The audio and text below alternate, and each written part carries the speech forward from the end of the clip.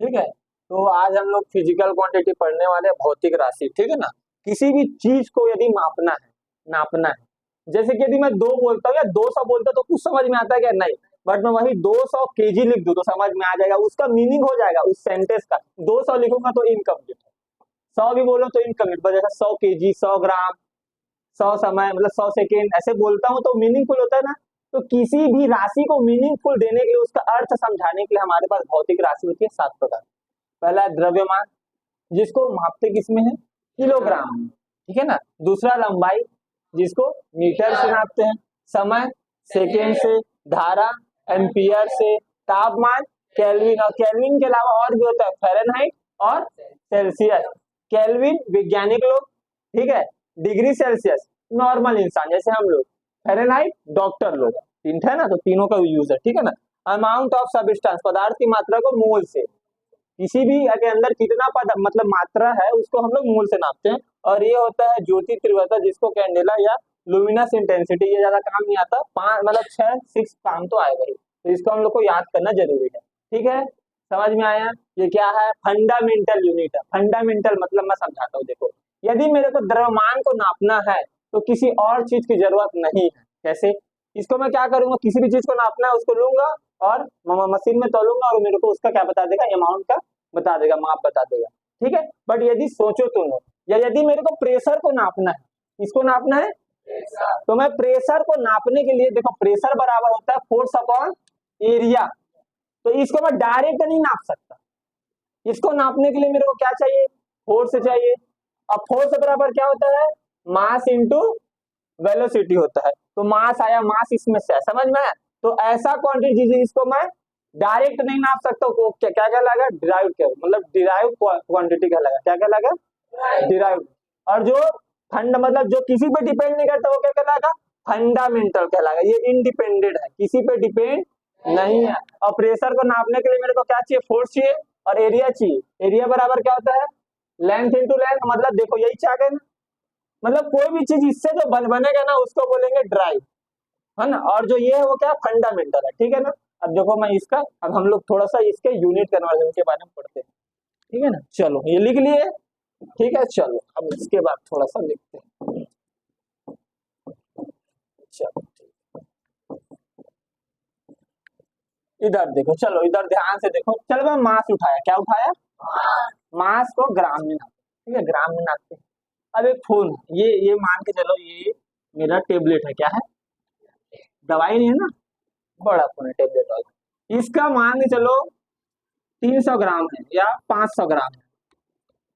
इसको मैं नापा तो कितना है? 500। आसानी से मैं बोल पा रहा हूँ 500 ग्राम। बट यदि मैं, ठीक, यदि इसके जगह मैं इससे बड़ा लूं, लार्ज सिस्टम लूं, क्या लूं? Large system. अब मैं मान के चलो मैं यहाँ पर ले लेता हूँ प्लानिट। क्या ले लेता हूँ? तो इसका द्रव्यमान तो बहुत ज्यादा है। मान के चलो, सपोज करते हैं इतना है, और इतना ग्राम आया, ठीक है। कितना जीरो हो गया?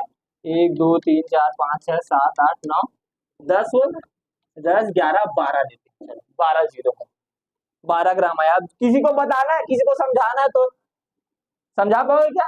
2 0 0 0 0 0 समझ में नहीं आएगा। अब मैं इसको कैसे समझाऊंगा? 2 लिखूंगा, कितने बार जीरो है? 10 की घात, हाँ 12 बार, 12 बार। ये ग्राम लिखूंगा तो अब मैं थोड़ा समझ में आ जाएगा। तो इसको कैसे पढ़ेंगे? 2 इंटू 10⁻12 ग्राम। अब ये 12 बार बार बोलना पड़ रहा है, 10⁻12 10⁻12। तो साइंटिस्ट ने क्या पता, एक दिमाग लगाया कि इसके जगह एक वर्ड यूज करते हैं, प्रीफिक्स यूज करते हैं, जिसको मैं बोलता हूँ टेरा। क्या बोलता हूँ? अब इस सब को मैं सिर्फ क्या बोलूंगा? 2 टेरा, 2 टेरा, क्या बोलूंगा? तो ये तो बड़ा ही अमाउंट हुआ। अब इसी को मेरे को किसी को मॉलिक्यूल का मास नापना, क्या नापना है? अब किसी भी मॉलिक्यूल का मास मतलब इतना छोटा पार्टिकल है, उसका द्रव्यमान कितना होगा? बहुत छोटा होगा। तो ज्यादा कौन बोला?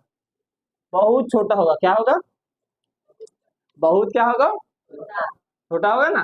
तो मान के चलो इतना, इतना छोटा है, कितना है? 1 2 3 4 5 6 7 8 9, ठीक है ना। मान चलो कितना है? 9 है, ठीक है ना। 2 3 4 5 6 7 8 9, कितना जीरो है? 9 है। तो इसको कोई मतलब इसको समझा सकते हैं क्या? ना तुमको समझ में आएगा है, ना जिसको समझा रहे हो उसको समझ में आएगा, उसका दिमाग घूम जाएगा। तो इसके लिए हम लोग क्या करते हैं, ध्यान से सुनो। कितने बार आया? 9 बार। एक बात याद रखना, जब मैं पॉइंट को इधर लेके जाता हूँ, राइट साइड शिफ्ट करता हूँ, तो किसमें आता है? वैल्यू पॉजिटिव में आता है।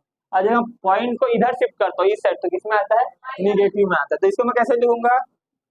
हाँ, 9 × 10 क्या लिखूंगा? -9 लिखूंगा। अब इस -9 को बार बार बोलना पड़ेगा, तो साइंटिस्ट ने दिमाग लगाया। इसको बोलते हैं नैनोमीटर। क्या बोलते हैं?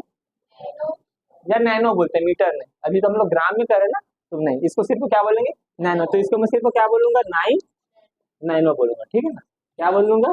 नैनो बोल दूंगा, ठीक है? समझ में आया? टेरा मतलब ये बताता है कि 10⁻12, पूरा पूरा 10⁻12, इसका मतलब टेरा होता है। 10⁻−9 मतलब क्या होता है? नैनो होता है। समझ में? इसको छोड़ दीजिए,